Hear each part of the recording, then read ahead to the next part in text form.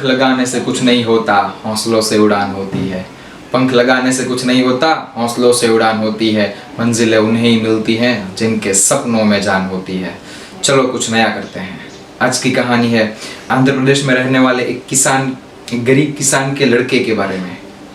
किसी भी घर में दोस्तों बेटे का जन्म होना मतलब खुशी का माहौल होता है, लेकिन यहाँ पर माहौल कुछ उल्टा ही था।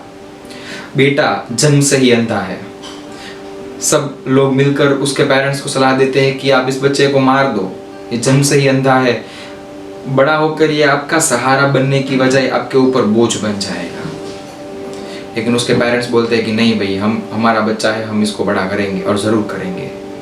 फिर वो बच्चा धीरे धीरे बड़ा हो रहा है। उसने 7th पास किया, 8th पास किया, 10th पास किया with the very good grades.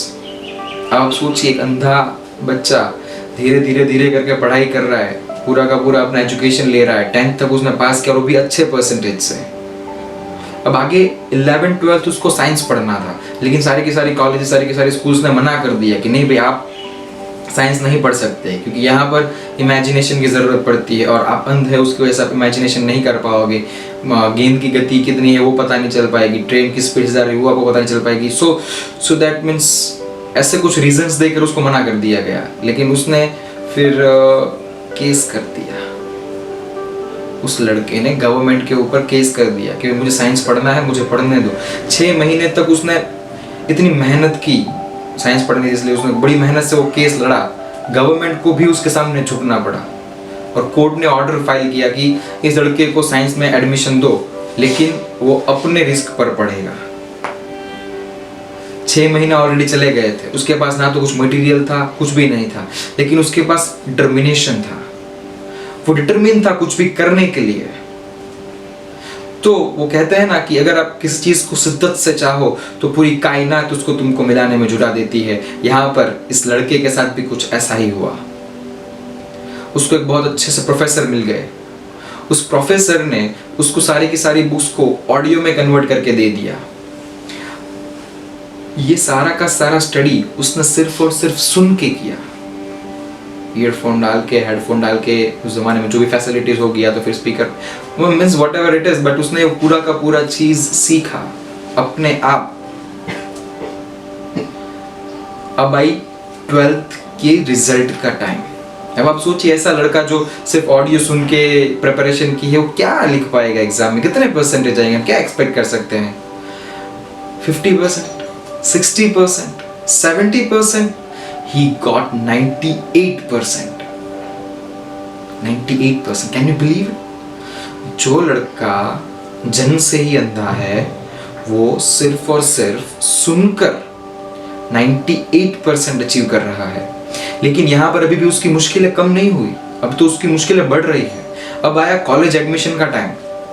उसके परसेंटेज इतने हाई थे कि वो इंडिया की premier institutes, Indian institute of technology IIT में एलिजिबल था एडमिशन लेने के लिए, लेकिन IIT ने मना कर दिया। As you are blind, you are not allowed to take admission into the engineering में आप एडमिशन नहीं ले सकते, आप अंध हैं। सोचिए उसकी क्या हालत हुई होगी। इतनी कड़ी मेहनत करने के बाद उसका जो सपना था वो ऑलमोस्ट कंप्लीट होने को था और इंडिया की प्रीमियर इंस्टीट्यूट ने उसको मना कर दिया। अब ये लड़का बोल रहा है, उसका एटीट्यूड देखना। अब ये लड़का बोल रहा है, if you don't want me even I don't want you. अगर आपको मेरी जरूरत नहीं तो मुझे भी आपकी जरूरत नहीं है। यहां से उसने आगे का सोचा। कोई एक सामान्य सा लड़का होता तो वो सोचता कि IIT ने मना कर दिया, चलो कोई नीचे वाली कॉलेज में ट्राई करते हैं, कोई स्टेट लेवल की कॉलेज में, वहां पर एडमिशन मिल जाएगा। लेकिन यहाँ पर उसका एटीट्यूड कुछ ऐसा था कि उसने US की टॉप कॉलेजेस में अप्लाई किया, स्टैनफोर्ड एंड MIT। उन 2 जगह से उसको कॉल लेटर मिला कि आप यहाँ पर पढ़ाई करने आई है। और उस बच्चे ने MIT से अपना ग्रेजुएशन कंप्लीट किया। अब MIT से ग्रेजुएशन कंप्लीट करने वाला भारत का पहला ब्लाइंड लड़का था। Can you imagine?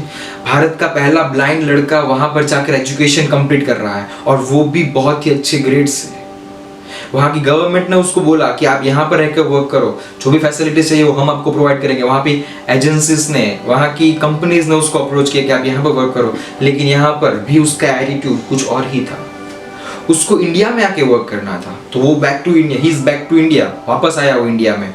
उसको पता था कि यहाँ पर 10% जो डिसेबल पर्सन है उसको तो मतलब साइड में ही कर दिया है सब लोग ने।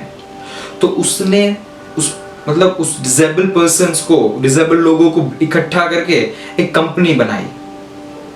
Can you just think about it? एक अंधा आदमी इतनी चैलेंजेस फेस करने के बाद MIT से ग्रेजुएशन करता है, वापस ग्रेजुएशन करने के बाद उसके पास बहुत सारी फैसिलिटीज वहां पर अवेलेबल थी, वो चाहता तो शांति से रह सकता था, पूरी की पूरी जिंदगी ऐशो आराम से निकल सकती थी, लेकिन वो इंडिया में आया।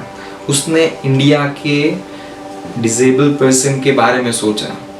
यहाँ पर आकर उसने उन लोगों को इकट्ठा करके कंपनी खड़ी की, और उस कंपनी की वैल्यूएशन दोस्तों आज 18 मिलियन US$ है। और उस लड़के का नाम है श्रीकांत बोल्ला। अगर आप इंटरनेट पे जाकर सर्च करोगे तो काफ़ी सारी इंफॉर्मेशन आपको उसके बारे में मिल जाएगी।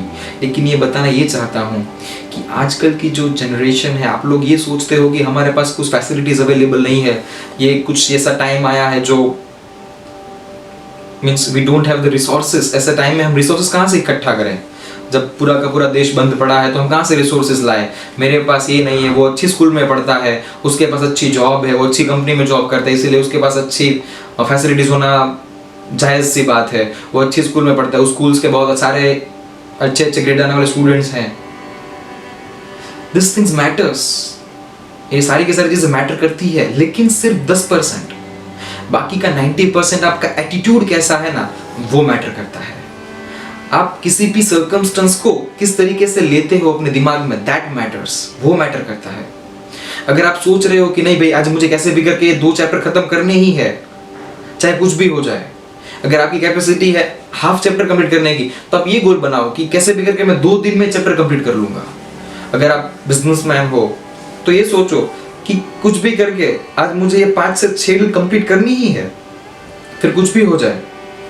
ये डिटर्मिनेशन इज इंपॉर्टेंट। अगर आप डिटर्मिन्ड हो, फोकस्ड हो, डिटर्मिन्ड हो, फोकस्ड हो, तो मुझे नहीं लगता कि कोई भी चीज इम्पॉसिबल है। जरूरत है तो सिर्फ नजरिए को सही करने की, जरूरत है तो सिर्फ नजरिए को सही करने की, बाकी सारी चीजें अपने आप सही हो जाएगी। वो सारी की सारी चीजें सिर्फ नजरिए के ऊपर डिपेंड करती है कि आपका नजरिया पर्टिकुलर थिंग को देखने का कैसा है। तो दोस्तों, आपको आज की ये बात कैसी लगी हमें कमेंट बॉक्स में ज़रूर बताएं, और आगे ऐसे ही कहानी देखने के लिए हमारी चैनल को देखते रहें, सब्सक्राइब करें। Thanks very much for watching. जय हिंद, जय भारत।